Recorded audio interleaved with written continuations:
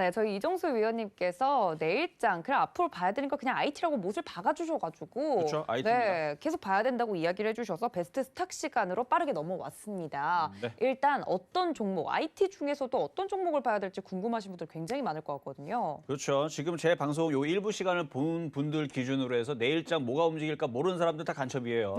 네. IT라 그랬습니다. 그래서 IT고 뽑아온 종목도 IT 섹터에 있는 종목인데요.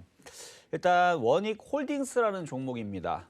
자, 원익그룹 계열사에 있는 회사인데 원래는 기존의 원익 IPS에서 그 회사가 분할이 됐어요. 분할이 돼가지고 투자 사업과 TGS, 그러니까 토탈 가스 솔루션 사업이 이제 분할이 된 건데 반도체 그 디스플레이 이제 제조하는 그 공정 속에서 필요한 원료 가스를 원하는 조건으로, 그러니까 압력으로 안전하게 그 깨끗하게 유지가 된 상태에서 원료 가스의 순도가 또 보존을 시켜야 되고 그런 거를 공급시키기 위한 장치 제조 사업을 영위를 하는 회사라고 보시면 됩니다.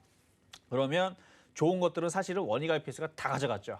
근데 이 주식은 좀 재밌는 게 원익 IPS가 가면 원익 QNC가 가고 원익 머티리얼즈가 가고 원익 홀딩스도 따라갑니다.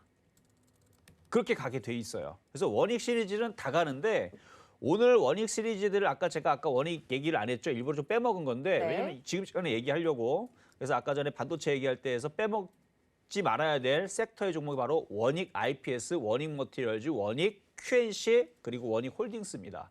그럼 좀 전에 이따 좀 차트를 좀 보겠지만 어쨌든 지금 주요 종속 회사로는 이제 원익 머티리얼즈를 보유를 하고 있어요. 그래서 원익 머티리얼즈를 또 보유를 하고 있기 때문에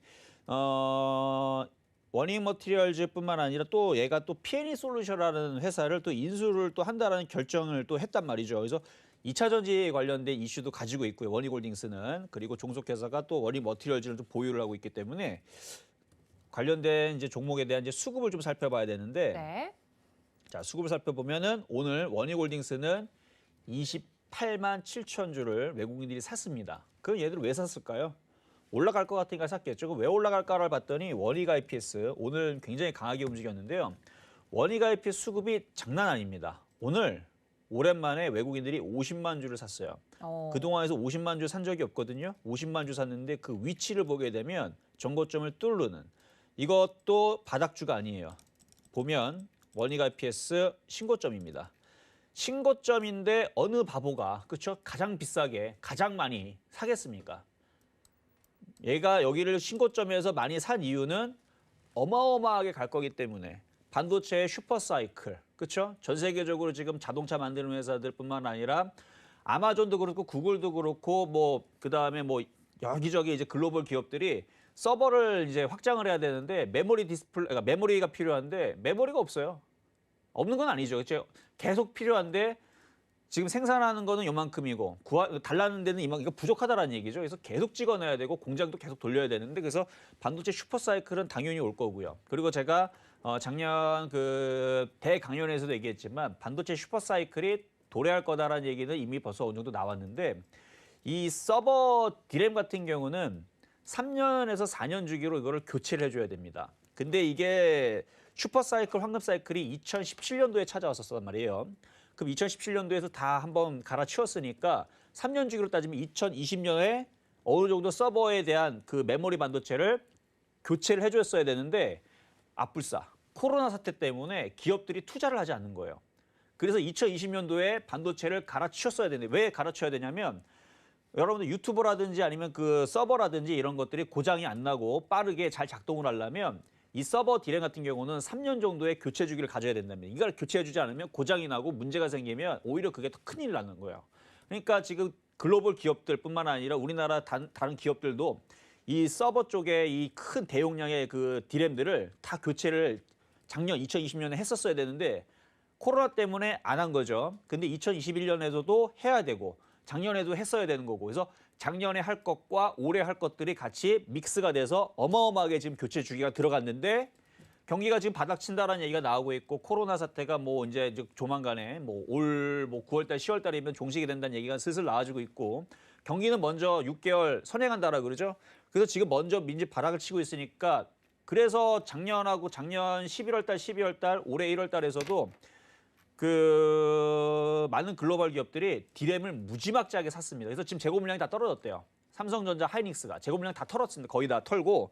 그래서 지금 이쪽에 있는 반도체 황금 사이클이 이제 찾아올 건데 그런 장비주들도 계속 갈 건데 아직 간 게 최근에 없었다가 지금 얘네들이 선전포고 하면서 먼저 가는 겁니다. 자, 결론으로 얘기하면 그 외국인들이 왜 많이 샀을까?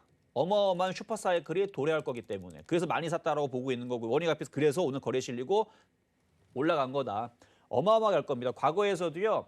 그 OLED 장비주들 반도체 장비 한 번 움직이면 1년에서 1년 6개월을 갔습니다. 많이 간 애들은 2년을 갔어요. 2년 동안을. 그러니까 이제 시작한 건 아니죠.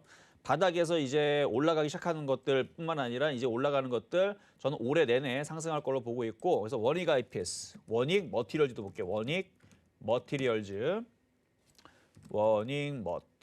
자, 원익 머티리얼즈도 오늘 수급을 좀 살펴보면 야도 오늘 이렇게 기관과 외국인들과 이렇게 많이 들어온 부분들 볼 수 있죠. 그러니까 아주 무지막지하게는 매수가 들어오지는 않지만 계속 꾸준히 매수가 되는데 오늘은 전부 다 매수가 들어왔다는 거.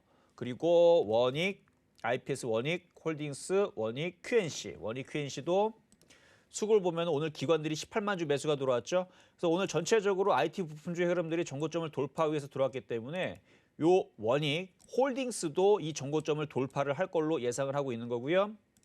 그리고 차트를 길게 보면 제가 바닥에서 머리 든 거 되게 좋아하거든요. 바닥에서 올라갈 목표치가 굉장히 큽니다.